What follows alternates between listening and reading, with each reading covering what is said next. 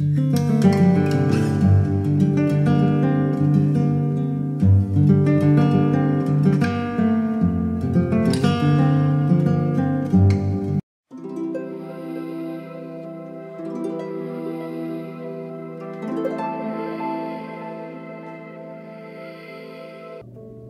praising the Muses, Hesiod asks them to help him understand where the gods come from. Where did all of existence come from? He asks this because he wants to understand his own place in the world. He wants to understand why people think the way they do. Why are they trapped in their situations, and how can they escape? Our thoughts can confuse us, which increases our suffering and make us feel miserable. In moments of calm, we wonder what leads us to this suffering. Why do we get confused?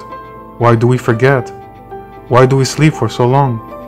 Why do we dream, only to forget about them when we wake up? Why do we get depressed, even when we have things that should make us happy? When we want to be happy, we stay sad.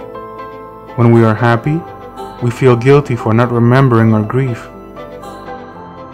Even though we remember being happy, and can almost cross over to be happy again, instantly, there is a barrier that makes our happiness feel like another dimension.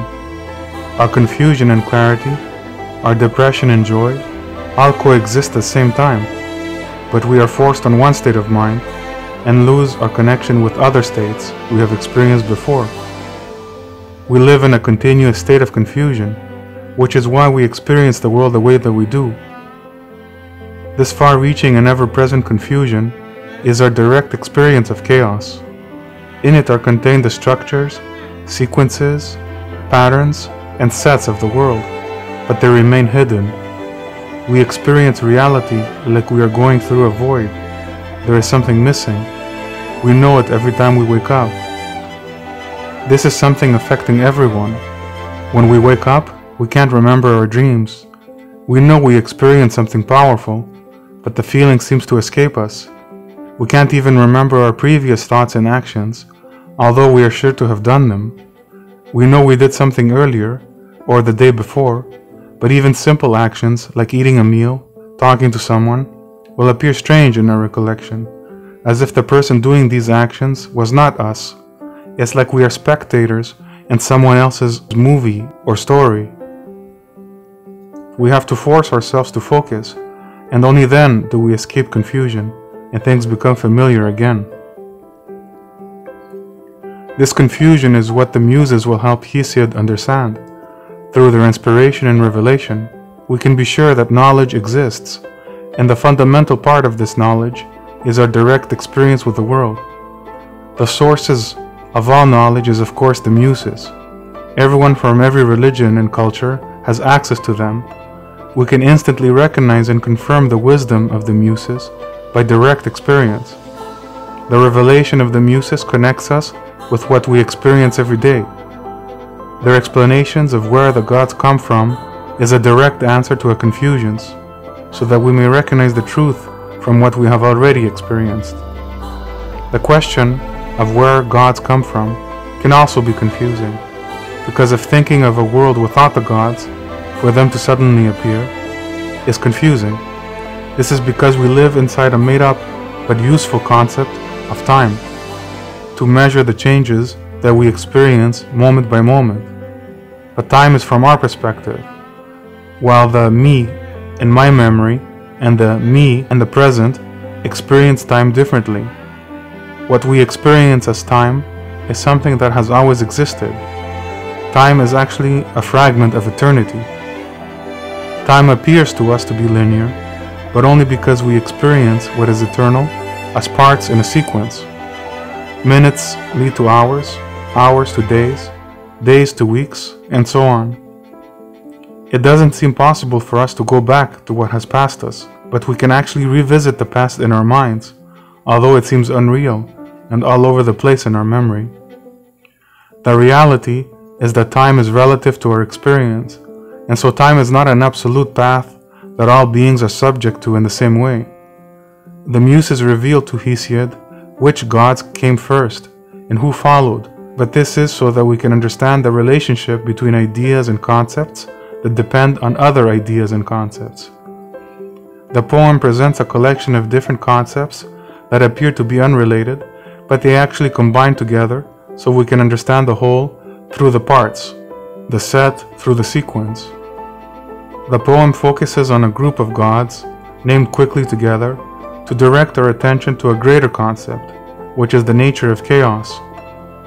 The Muses reveal to Hesiod that before everything there was chaos, or chaos. What is chaos? It is what we experience when we forget, and what confuses us when we think about it. Chaos can only be understood by understanding the gods. The identity of the gods is developed in the poem with relationships. We understand the children by recognizing their father in them. We understand the wife by understanding her family and friends. One being can be known by their context, especially other beings who have a relationship with them. The description of chaos, then, is tied in with the primordials, or protogony. To understand chaos, we are presented then to the firstborn gods. They are first because they are the foundation that tie in all other beings, events, and circumstances. The notion of time for Hesiod is not linear, in that one thing definitely happened before another thing must follow it. Instead, Hesiod's understanding of time is like branches. Many things happen because they depend on other things to exist at the same time, and yet that dependence is mutual. There is an interdependence in the gods. We see the dependence going only in one direction, because for that specific thing, that dependence is how that thing happens to exist. But that very same thing is in fact necessary for other things to exist. This reflects chaos, where things appear confusing only if we don't focus on the bigger picture. Hesiod's understanding of time branches out into other branches, where many lines are coming from similar sources at the same time. We can follow the branches back and forth without being distracted by what was there before other things. Ultimately, this interdependence works with a plurality of necessities that have to exist at the same time. On one branch, we encounter the first foundations of existence: Earth, Tartarus, and love. It may surprise us to see that the Earth was there before the universe, but that is because we have to first understand what Earth represents. It is not about the planet itself existing before space. From our experience, we can see that everything is grounded firmly in the Earth. Giant mountains and tall trees, countless flowers and plants, they are all dependent on the solid ground beneath them. Earth, then, is the grounding of all things. All things need a foundation, and that is the quality of Earth. This god is called Gaia, or Gaia, is focused on foundations, from which all other things come, and on which all others depend. This is what later philosophers would discuss as the first principle, or archi. At the same time that Earth exists, Tartarus exists as well. Tartarus is described by Hesiod as being under the earth. This mysterious reality represents the secret things that we don't see, and even though we cannot ground them physically, we know they exist. This dimension is about the unseen powers. This is where the laws and mechanisms of the physical world exist, guiding and manipulating the forces that control all of reality, while remaining invisible to our eyes. Tartarus, this primordial god that is hidden inside Gaia, focuses on the unseen reality, the realm that is experienced through the mind. This level of existence that is unseen but affecting the physical world is what later philosophers would discuss as causation, or aetia, or the noetic, or the conceptual world, or nous. At the same time that Earth and Tartarus exist, love, or Eros, also exists. This god, who is the most attractive, has the power of chaos to do two contradictory things at the same time. It is a power that confuses the mind, tame our courage and understanding, but also lead to union and joy. Love is very confusing. On the one hand, it is the reason why things hold together, and why they don't continuously break apart or vanish from existence. Love is the reason why we find ourselves stuck in one experience and then see our situation as being inescapable. On the other hand, love leads to destruction, because love sets paths to attachment and also detachment. One has to love something less when another thing calls all of his attention. We fall into irresistible attraction of beings, ideas, places and situations, especially when they're forbidden or strange, because Eros is forever focused on joining things together. Sometimes, a pattern is formed by joining different parts together, and then it breaks these parts to be separate so that other patterns can be created. This joining of parts into pre-existing patterns is what later philosophers would discuss as form or idea or idea. So according to the Muses, chaos is made from foundations, unseen forces, and the inescapable mutual attraction of individual things. Chaos was first of all, but next appeared broad-bosomed earth, sure standing place for all, the gods who live on snowy Olympus's peak, in misty Tartarus, in a recess of broad-pathed earth, and love, most beautiful of all the deathless gods. He makes men weak, he overpowers the clever mind, and tames the spirit and the breasts of men and gods. At the same time as Earth, Tartarus, and Eros, there are other gods that exist. There is also the night, or Nyx, and darkness, or Erebus. Each of these branches out as well, and yet each of them was there with Earth, Tartarus, and Eros. In our experience, the night contains many things visible to us: the large moon and all of its phases, the rising and disappearing planets, and millions of shining moving stars. The night is what contains all things, visible and invisible, because Nyx is focused on inclusion. All forms of inclusion exist because of her.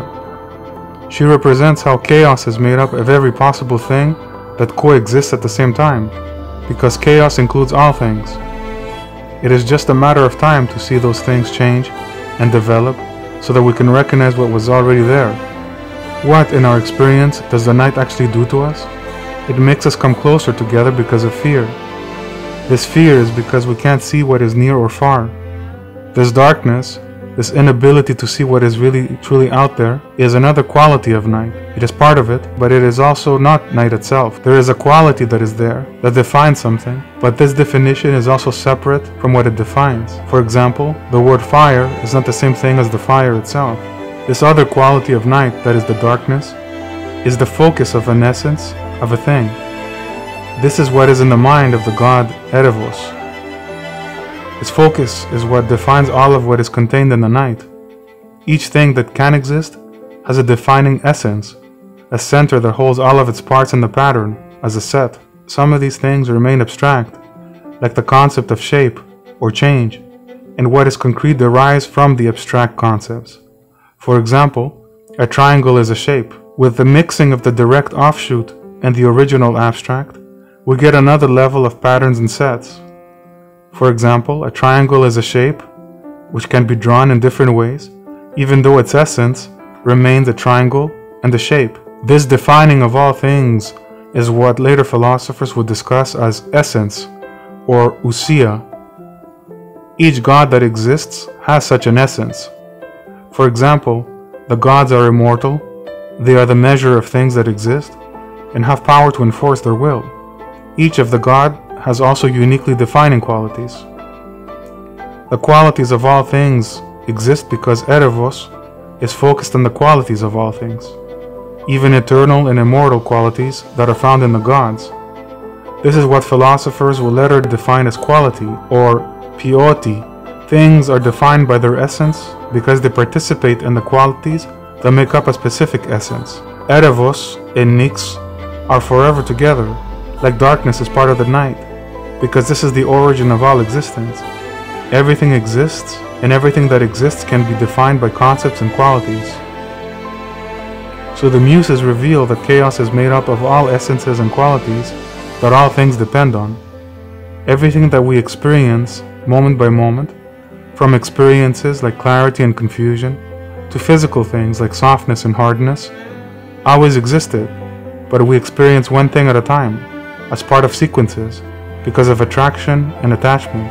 When we become aware of these patterns, we become aware of their presence, or parousia. We know something exists because it occupies a presence that forces us to pay attention to it. The space of this presence is connected to the presence of other things, and all of this is the focus of the God known as space, or Aether. The whole of existence occupies a physical substance that gives rise to offshoots, to many different versions of itself, like the different levels of the atmosphere and the different states of matter. Later philosophers would discuss this substance as matter, or Ili, as the foundation of what is physically real, and as Ilomorphy, or hylomorphism, and also as the elements, or Stichion. The recognition of this isolating presence is the focus of day, or Hemera. Although each presence is connected with others, each one is still distinct and separate. This separation of thoughts and beings comes from the separation and uniqueness that is the focus of Hemera. Day must be the opposite of the night. So if night was inclusion, the day is separation. Day must be the opposite of night, and yet the day is the daughter of the night. What is separate can only exist if it was united before it became separate. It is through this separation that we get numbers from what is infinite. This separation from the whole to form distinction is what later philosophers would discuss as classification, or the Eresis. From chaos came black night and Erebus, and night in turn gave birth to day in space, whom she conceived in love to Erebus. The origins of our existence are the gods Gaia, Tartarus, Eros, Nyx, and Erebus. From these branch out other beings focused on what affects all other things. Earth gave birth to heaven, or Uranus. It seems contrary to what we now know that Earth comes after heaven. If the goddess Earth represents what grounds all things, Tartarus, the unseen realm, night, the inclusion, and day, the separation, then the heaven should also be grounded in something. In our experience, what we notice about the heaven is that it changes constantly, but everything that changes does so to reach a goal. The sun rises, the day changes colors because of the sun's movement, but eventually the sun has to set. The heaven doesn't change for the sake of changing, but for becoming something definite. There is a completion of a pattern to form a pre-existing set. Later philosophers will discuss this change from non-being, or meon, and meontology, becoming hiegneste, and being, or on, as topics of ontology, or ontologia, which is the science of being. The Muses reveal that Uranus is the recollection of all changes for a purpose. The focus of Uranus is the end of such sequences. This is what later philosophers would discuss as the end purpose of all things, or teleology, the science of ends, based on the Greek word telos, the end. And Earth bore starry heaven first, to be an equal to herself, to cover her all over, and to be a resting place, always secure, for all the blessed gods. This revelation about chaos and the primordials by the Muses is to help us navigate our confusion. We shouldn't feel guilty for being happy in a moment while forgetting our worries. We shouldn't be overwhelmed by grief and think we can never be happy again. We shouldn't be misguided also by future experiences that have not yet happened, in which we hope and fear and not pay attention to the present moment. By contemplating on the primordials as qualities, we can find a quiet place inside chaos and see how incredible our existence is. Life is full of patterns, changes, movements, and moments. Our thoughts and emotions will lead to somewhere better. We can connect to its wonderful ways, but also find a private moment to be with our thoughts, so we can think of the gods and feel their presence all around us.